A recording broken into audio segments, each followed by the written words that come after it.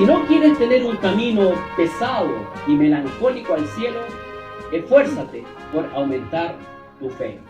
La fe es una virtud, es un fruto, es un don especial. Le animo a conservarlo. Si la tienes, aliméntala, nútrela, guárdala, practícala y no niegues lo que Dios ha hecho por ti. A esta hora, la Iglesia Metodista Independiente se reúne para presentar su programa En Espíritu y Verdad. Dios es Espíritu, y los que le adoran en espíritu y verdad es necesario que le adoren. Bienvenidos al programa de hoy.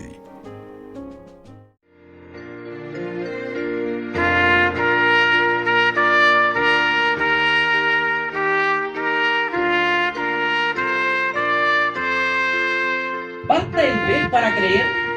La palabra de Dios es vital para producir y conservar la fe. Examinemos nuestra conciencia, practiquemos nuestra fe, enfrentemos cualquier tipo de incredulidad, esforcémonos por aumentar nuestra fe. ¿Basta para el creyente, para usted y para mí, el ver como Tomás para creer? La respuesta es contundente. No, no basta. Israel fue testigo ocular de los hechos portentosos que Dios le permitió. Cruzaron el Mar Rojo en seco. 10 plagas de Egipto fueron aplicadas a Egipto mismo, pero no a Israel. También vieron la destrucción de naciones más fuertes y poderosas de Israel. Pero la Biblia nos dice en los libros históricos que hubo una enorme multitud que, viendo y participando de los hechos portentosos, no creyó. ¿Existe la posibilidad que personas que participan de una iglesia, gusten alabar, participar, no sean salvos? Existe la posibilidad. Porque muchas veces la vista o el gustar o el degustar va a estar basado en lo que a nosotros nos agrada, pero no específicamente lo que dice la palabra de Dios.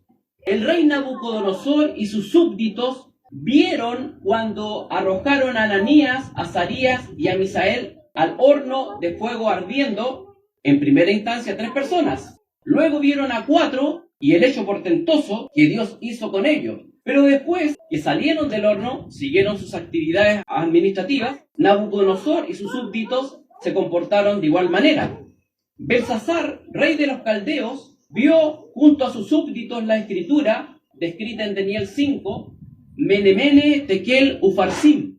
Contó Dios tu reino y ya lo rematado, pesado ha sido en balanza y fue hallado falto. Tu reino fue rompido y es dado a los medos y a los persas.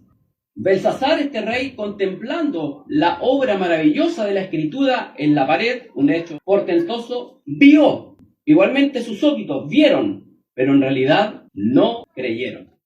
Tomás, la incredulidad. Si no viere con mis ojos y tocare con mis manos, le dijo al Señor Jesucristo, luego que lo enfrentó por segunda vez, no creeré. También fíjense que es interesante considerar Mateo 28 del 16 al 17. Voy a leer el versículo. Los 11, ya que Judas no estaba, vieron ascender al Señor Jesucristo en el Monte de los Olivos al cielo. Pero miren lo que dice la Escritura. Mas los 11 discípulos se fueron a Galilea, al monte donde Jesús les había ordenado, y como le vieron, le adoraron, mas algunos dudaban. Todo lo que vieron y experimentaron los apóstoles de nuestro Jesucristo no fue suficiente. No basta el ver para creer. Consideremos la generación en tiempos de Jesús. Fueron partícipes al ver sanar leprosos, resucitar muertos, alimentar una enorme multitud 2 veces, liberar a una multitud de endemoniados. Pero de igual forma la vista no les bastó para creer que Jesús era el Hijo de Dios. Estas mismas personas que tendían sus mantos y ponían las ramas de palmas en el camino a la entrada triunfal de Jesús a Jerusalén, fueron aquellos mismos que gritaron cuando Jesucristo iba a ser juzgado por Pilato: crucifícale, crucifícale. Jeremías, el profeta, señala que engañoso y perverso es nuestro corazón. ¿Quién lo conocerá? Ni nosotros mismos somos capaces de conocerlo, solamente Dios. Por lo tanto, ¿basta el ver para creer? La respuesta definitiva es no. Nuestra fe la debemos cultivar, alimentar y conservar. Y para ello tenemos una segunda idea principal. La palabra de Dios es vital para producir y conservar la fe. La palabra de Dios es el alimento sólido que conserva tu fe. La Biblia nos invita a alimentarnos frecuente y continuamente de la palabra de Dios. No hay otros aditivos. Luego la fe es por el oír y el oír por la palabra de Dios. Romanos 10:17. Los niños, por ejemplo, no pueden mamar largamente ni digerir gran cantidad de comida a la vez. Necesitan alimentarse con frecuencia. De igual manera, los creyentes necesitamos nutrirnos momento a momento del alimento espiritual. La Biblia nos declara en un pasaje muy interesante a estudiar y considerar, que está en el Antiguo Testamento, Isaías 28, del 9 al 10, que señala: ¿a quién se enseñará ciencia o a quién se hará entender doctrina? ¿A los quitados de la leche? ¿A los arrancados de los pechos? Porque mandamiento tras mandamiento, mandato sobre mandato, renglón tras renglón, línea sobre línea, un poquito aquí, un poquito allá. Jesús, quien enseñó a los creyentes a orar en 2 oportunidades por su pan cotidiano, sabía perfectamente lo que ellos necesitaban. Y seguramente no se refería solamente al pan natural, sino también al pan espiritual. En el mismo capítulo donde se relata este hecho, en Mateo 6, parte del Sermón del Monte, le señaló casi al terminar el capítulo 6, más buscad primeramente el reino de Dios y su justicia, y todas las cosas os serán añadidas. Para fortalecer y conservar la fe que Dios nos ha entregado, debemos atesorar y guardar la palabra de Dios, obedeciéndola y viviéndola. La invitación que Dios hace cada día es a alimentarnos de ella, ya sea mediante un sermón, una conversación privada para recibir un consejo o en tu tiempo de meditación devocional. Pero debemos alimentarnos de lo que es vital para crecer y conservar y guardar nuestra fe, que es la palabra de Dios. Si su fe en la actualidad es débil, o la mía también, siendo seres inteligentes, debiéramos investigar cuáles son las causas porque mi fe en esta época, en los postreros tiempos, es débil. Debiéramos tomar tiempo para analizarlo. En esa búsqueda, el denominador común podría ser porque la fe no se ha alimentado de la palabra como debiéramos. Y cuando me refiero a la fe, en la Escritura a lo menos tiene 4 acepciones: como don de Dios, don del Espíritu Santo, que es repartido en mayor proporción a un creyente que a otros; como fruto del Espíritu, como creer y confiar, pero también como conjunto o cuerpo de doctrinas. Cuando el término fe aparece en la Escritura con el artículo definido la fe, se refiere a un conjunto de doctrinas. Por lo tanto, si su fe y mi fe es débil, es mi obligación investigar por qué es débil. Para mantenernos firmes, si usted quiere mantenerse firmes contra los problemas que estarán todos los días, no se ilusione, siempre habrán problemas, adversidades, presiones del diario vivir, nuestra fe, su fe y mi fe debiera ser sólida y firme. Solo así podríamos ir de triunfo en triunfo y de victoria en victoria. Porque si no es así, irá de derrota en derrota. Esto nos lleva al tercer punto, que debemos examinar nuestra conciencia. En Romanos capítulo 2, versículos 14 y 15, se nos dice: porque los gentiles que no tienen ley, naturalmente haciendo lo que es de la ley, los tales, aunque no tengan ley, ellos son ley a sí mismos, mostrando la obra de la ley escrita en sus corazones, dando testimonio juntamente a sus conciencias y acusándose y también excusándose sus pensamientos unos con otros. Dios puso en cada ser humano, creyente o no creyente, una conciencia, y esta, a lo largo de toda nuestra vida, puede ser informada, administrada, iluminada, despertada, acallada, corrompida y, lo que es más terrible, cauterizada. ¿Qué es la conciencia? En la Biblia, este término se usa generalmente en el sentido de la moral. Por lo tanto, si damos una definición sencilla, sería el sentimiento del bien y del mal, el conocimiento íntimo de nuestra condición espiritual, como lo señala Romanos 2, del 13 al 15. La educación que usted ha recibido de sus padres, y se ha vivido además de sus padres con sus abuelos, la formación, ya sea en primera instancia, en básica, en media y en estudios universitarios, la formación que usted ha adquirido durante su escolaridad, su convivencia con familiares, cercanos o distantes, la convivencia con vecinos y amistades y nuestro interactuar en la sociedad va informando nuestra conciencia, ya sea para bien o para mal, y es imposible de evitar. Y va formando a la vez en nosotros un código de valores a través del cual juzgaremos la vida.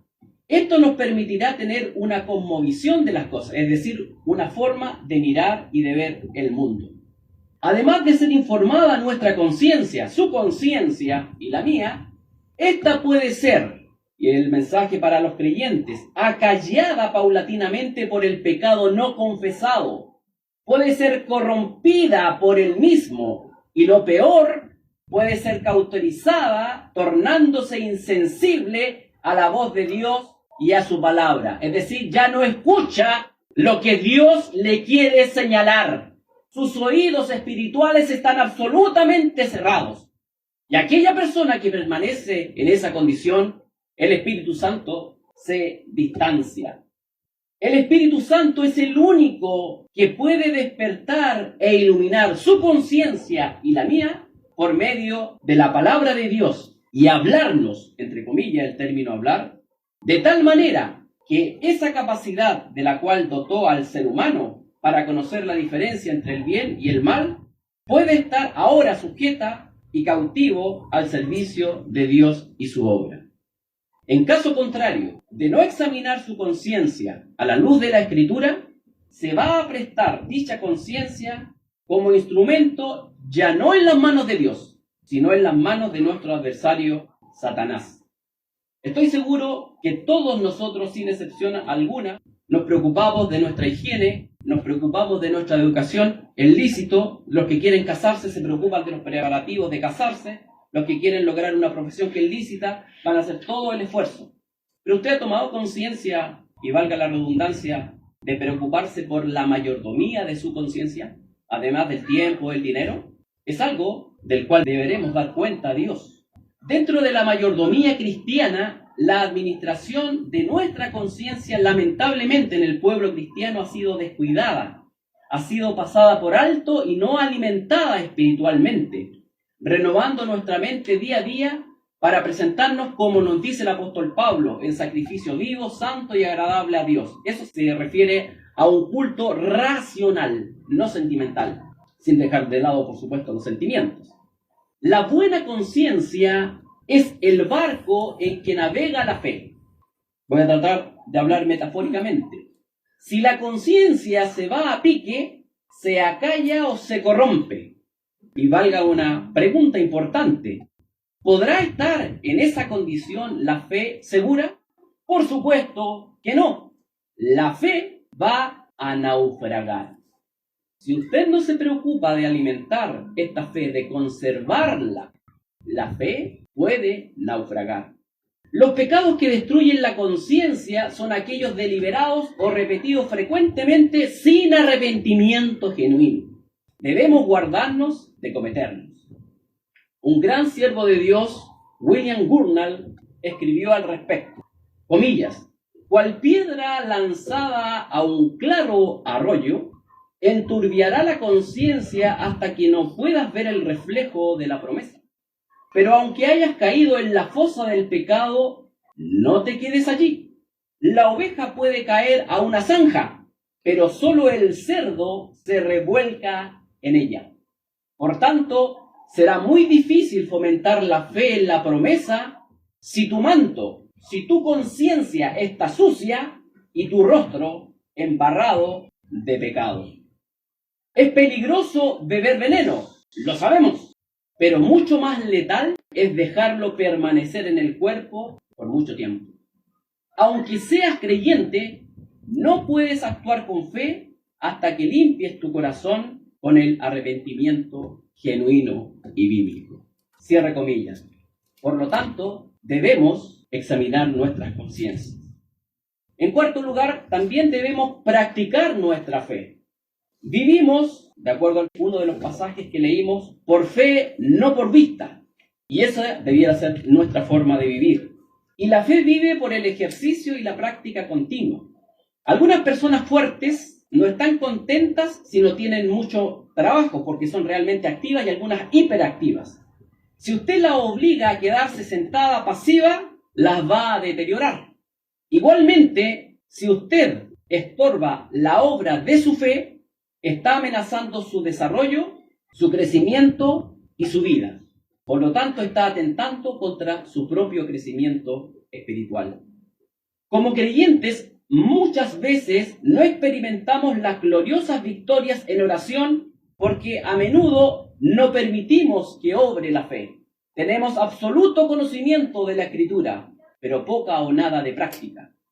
¿Por qué somos incapaces muchas veces de vivir de una promesa durante una crisis? ¿Ha pasado por crisis? ¿Cree usted que seguirá pasando por crisis? Seguramente porque no vivimos de esa promesa todos los días. Mientras más consultemos las promesas de Dios y las vivamos, mayor confianza le concederemos. ¿Cuántas decisiones y actividades las emprendemos día a día, sin invitar siquiera a la fe, ni considerar las promesas inmutables de Dios?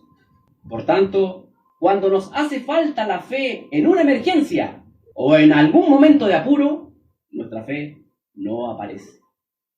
Estimado hermano, que tu fe no se quede mucho tiempo inactiva. Es peligroso, extremadamente peligroso, sobre todo en este tiempo. Si no la utilizas cuando debieras, y eso es diariamente, continuamente, puede que te falle cuando más te haga falta. Le hago la siguiente pregunta.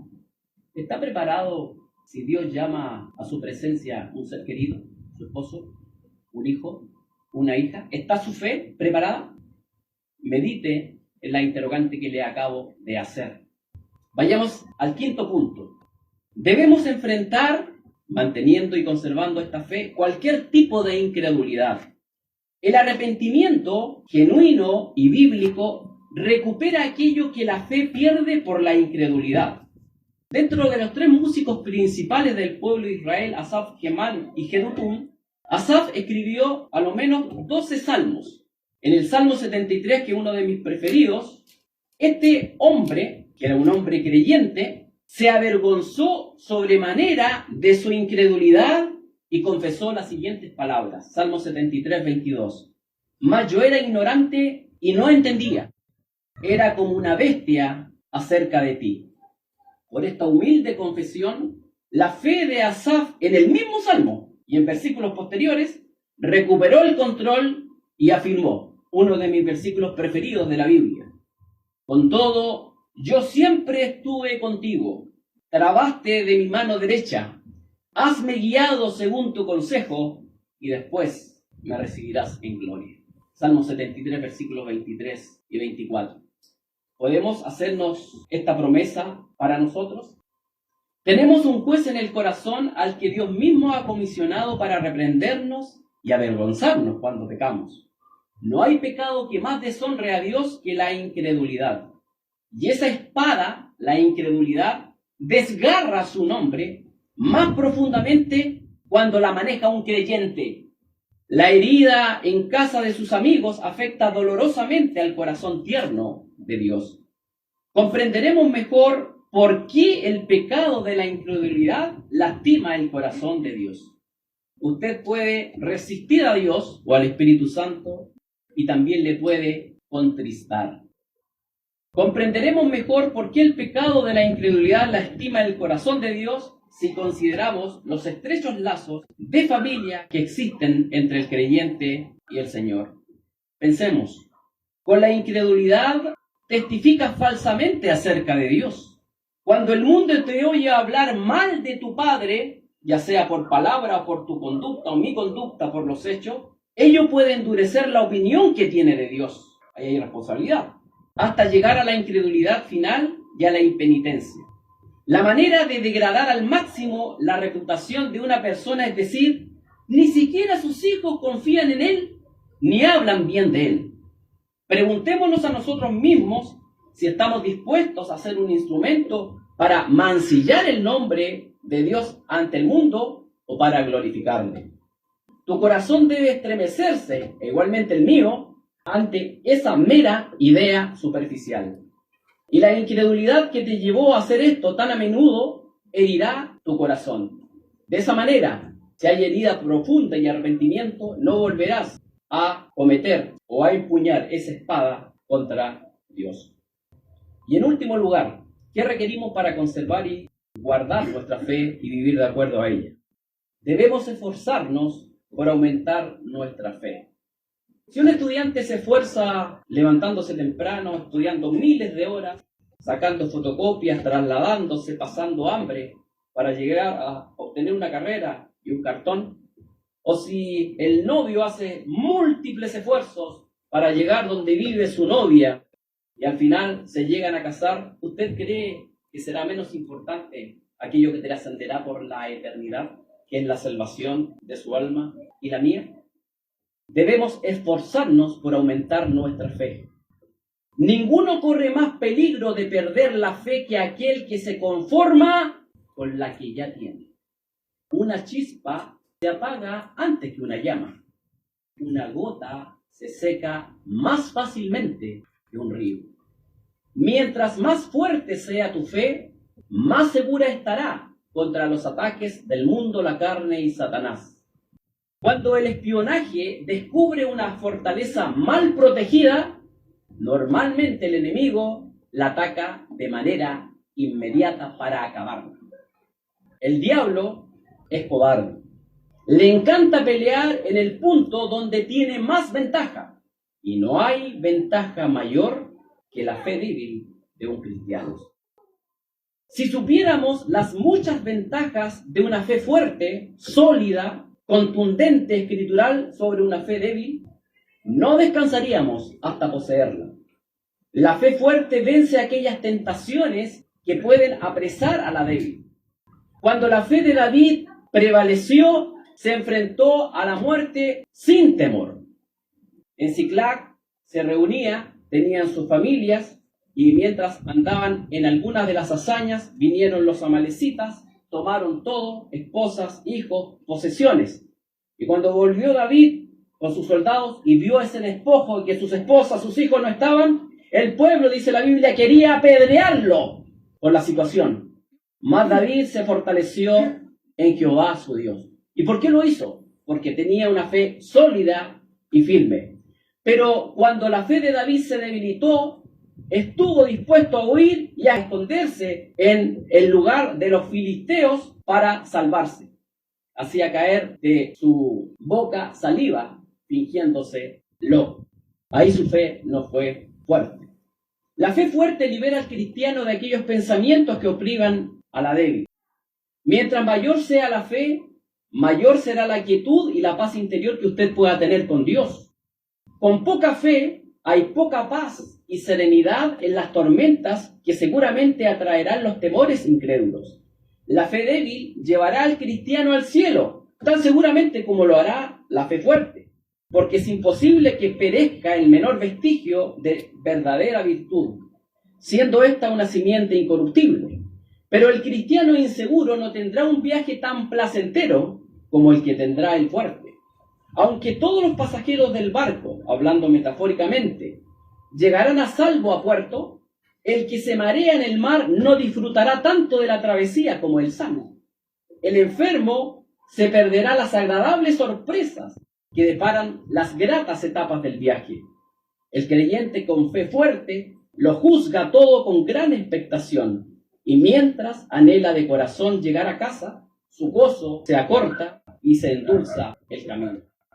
Así que, estimado creyente, hay muchos deleites que los creyentes encuentran o encontrarán en el camino al cielo, además de aquello que Dios tiene para ellos al final. El cristiano cuya fe es fuerte para actuar basándose en las promesas bíblicas, encontrará y poseerá estos placeres. El que ve las glorias espirituales de la promesa, canta durante todo el camino. Pero el ojo de la fe del cristiano inseguro, con fe débil, está tan cegado por el temor incrédulo que no ve nada que le produzca gozo, sino que suspira a causa de sus pensamientos apesadumbrados y perturbados. Si no quieres tener un camino pesado y melancólico al cielo, esfuérzate por aumentar tu fe. ¿Cómo puedo andar y conservar la fe? Primero, fijando mi vista en Dios y no en mis ojos. En segundo lugar, considerando que la palabra de Dios sin aditivos es vital para producir y conservar la fe. En tercer lugar, debemos examinar profundamente nuestra conciencia con toda sinceridad. En cuarto lugar, debemos practicar nuestra fe y a través de ella enfrentar cualquier tipo de incredulidad. En quinto lugar, y sobre todo, esforzarnos por aumentarla. Para concluir, la fe es una virtud, es un fruto, es un don especial. Le animo a conservarla. Si la tienes, aliméntala, nútrela, guárdala, practícala y no niegues lo que Dios ha hecho por ti. La palabra de Dios es el alimento sólido que conserva tu fe. Por ello debemos alimentarnos frecuente y continuamente de la palabra de Dios. No existen aditivos, no trate de buscarlos porque no los hay, que reemplacen el estudio dedicado, acucioso y reflexivo de las Sagradas Escrituras.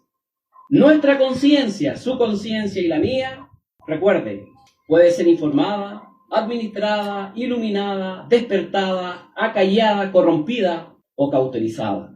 ¿Qué estamos haciendo con ella? Por ello es tan indispensable que ejerzamos mayordomía sobre ella, de manera de vivir con una conciencia buena y limpia delante de los ojos de Dios, al igual que el apóstol Pablo. Vivimos por fe, no por vista. Por ello, debemos ejercitarla y ponerla en práctica continuamente. Y recordemos, aquello que la fe, por alguna razón, cuando ha sido débil, pierde por causa de la incredulidad, puede ser recuperada con un arrepentimiento genuino y sincero para con Dios. Debemos esforzarnos por aumentar nuestra fe día a día, de manera de permanecer firmes y constantes, creciendo en la obra del Señor siempre. ¿Está conservando y guardando esta fe preciosa que una vez ha sido entregada a los santos? Es su responsabilidad como creyente y es mi responsabilidad. Oremos.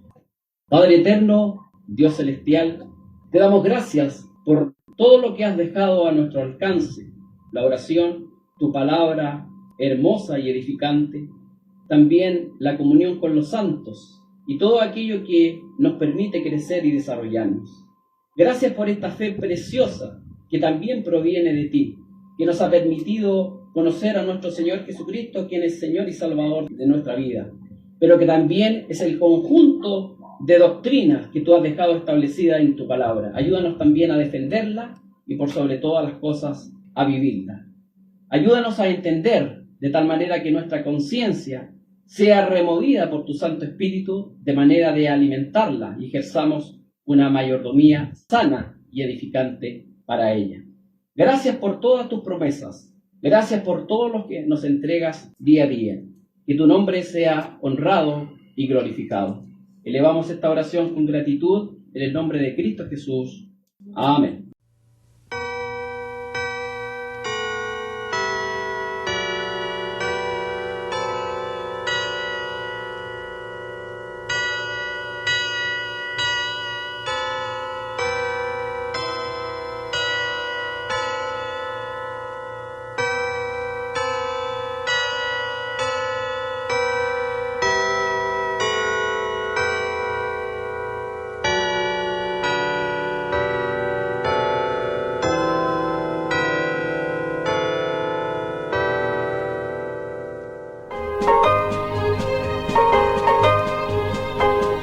Hasta aquí, la Iglesia Metodista Independiente ha presentado En Espíritu y Verdad.